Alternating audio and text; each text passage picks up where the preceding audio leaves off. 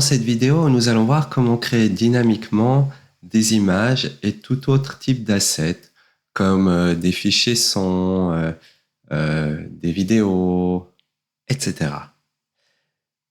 Et bien sûr, tout ça dans le cas où on utilise un module bundler comme Webpack. Lorsqu'on souhaite ajouter dynamiquement une image ou n'importe quel autre fichier,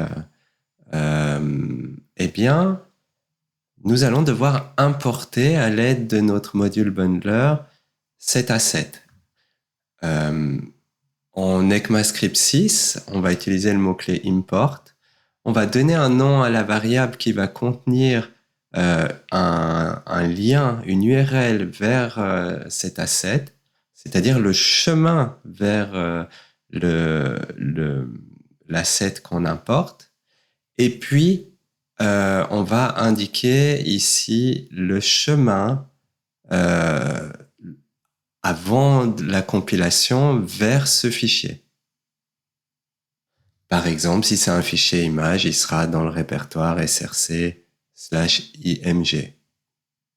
On va ensuite, à l'aide de Query Selector, accéder à l'objet, que ça soit une image ou un composant audio ou un composant vidéo. On va accéder à l'aide donc des librairies offertes par le DOM, et souvent on utilise Query Selector. Imaginez qu'on accède ici à une image. Eh bien, on peut mettre à jour le chemin vers cette image à l'aide de l'attribut src. Ça c'est la façon dont on accède à un attribut d'un élément HTML, et on lui passe ici le chemin qui aura été mis par Webpack dans cette variable. Une fois que Webpack, donc le module bundler, va compiler l'application et l'exécuter, eh bien souvent elle va mettre ça dans un répertoire dist, et au sein de ce répertoire dist, elle va renommer donc l'asset avec une sorte de hashtag d'identifiant du fichier. Ici, par exemple, ce serait, si c'était une image, l'identifiant correspondant. On va voir un petit exemple de ça, toujours avec le site de notre pizzeria. On souhaiterait ajouter dans le footer une nouvelle image en fait d'une pizza.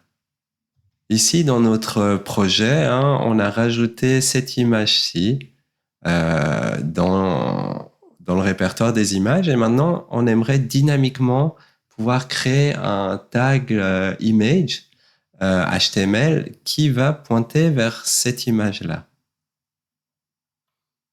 On va reprendre le script d'entrée de notre application index.js, et on va venir mettre tout à la fin une fonction qui permettra de faire un render d'une image. Alors voici la fonction qui créerait donc le rendu d'une image sur base du chemin vers cette image. On va créer ici un élément, un node, un élément HTML en mémoire. On peut soit faire new image ou bien document.createElement en disant c'est un tag de type image. Les deux sont équivalents. On peut ensuite changer la propriété src pour qu'on récupère ici l'URL qui sera générée par Webpack. Pas oublier que ici, ce qu'on va recevoir, c'est Webpack qui va générer le chemin vers l'image, vu que lors du build, ce chemin est différent de là où se trouve le fichier dans les sources à la base. Et puis, on va ajouter cette image au footer. Bien sûr, on aurait pu créer l'image sous forme de string, et simplement, on aurait dû, avant, si on avait créé l'image sous forme de string, faire un query selector de notre image. Je peux peut-être vous mettre le code équivalent si on l'avait fait sous forme de string. Voilà ce que donnerait le code équivalent sous forme de string. On viendrait directement changer inner HTML du footer. Ah oui, c'est une concaténation, on ajoute à la suite du footer. Il y a normalement pas d'écouteur d'événements sur le footer actuellement, donc le fait qu'on reconstruise le DOM, eh bien, ne va pas écraser des écouteurs d'événements déjà présents. Et on ajoute à la suite donc du footer cette image. Maintenant, on va appeler donc la fonction render pizza image. Pour ce faire, il faut d'abord importer l'image pour commencer. Et donc ici, on va importer notre asset. Et puis, on va appeler notre fonction render pizza image. Et on doit lui passer l'URL vers l'image. Et ben, c'est ça, c'est pizza image. Et donc, normalement, là, on devrait avoir quelque chose qui fonctionne. On va regarder l'application qui tourne. Voilà ce que donne notre application qui tourne. On a bien notre image qui dynamiquement a été rajoutée ici dans le footer de notre application. Alors, ce qu'on voit souvent comme erreur, et donc c'est un des gros dangers ici, c'est que voilà, on oublie parfois qu'on utilise Webpack et alors on veut directement ici mettre le chemin en fait vers l'image. Et donc, parce que on sait que là, on vient chercher dans le répertoire image cette image. Mais quand on fait ça, ça marche pas.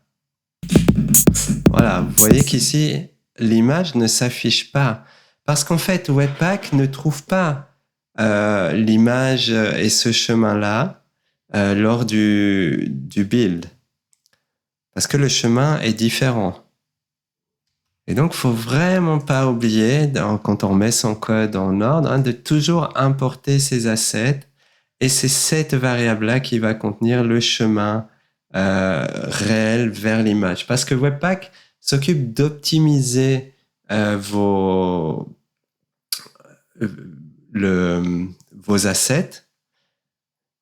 Si on va voir le fichier Webpack config, eh bien, on voit que tout ce qui est image ici, eh bien, il va exporter nos assets en utilisant le module avec l'option ressources. Et qu'est-ce que c'est que ça?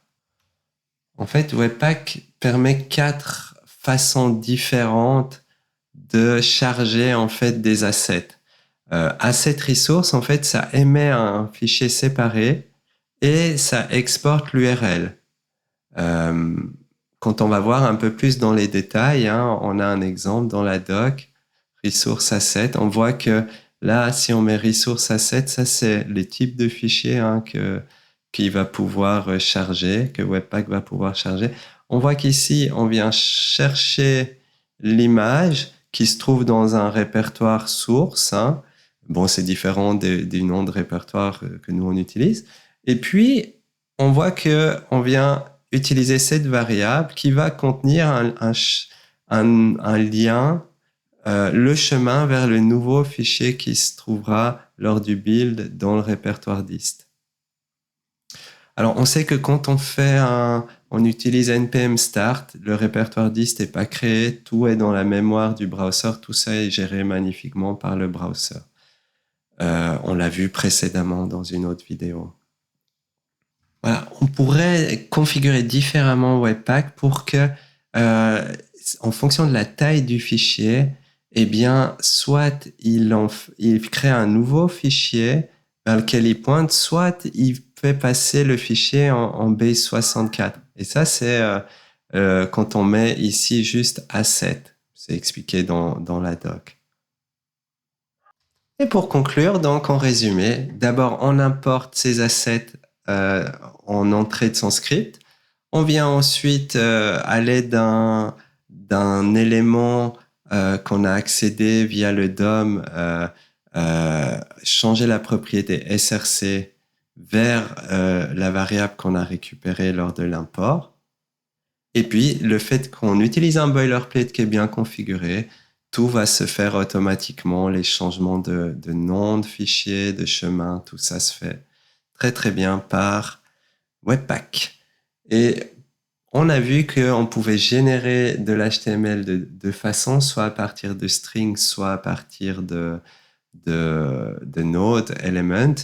Et là, il n'y a pas de différence. C'est les goûts et les couleurs. Ce qui compte, c'est que soit, dans tous les cas, vous fassiez votre import. Ici, on est dans le cadre d'une image. Ensuite, dynamiquement, vous venez changer la source de votre image, soit dans la string, et puis vous changez la propriété inner HTML d'un élément. Et vous pouvez faire exactement la même chose avec des node elements ici à l'intérieur. De cette façon. Voilà, ça, c'est équivalent à ça. Ce sera tout pour cette vidéo. À bientôt.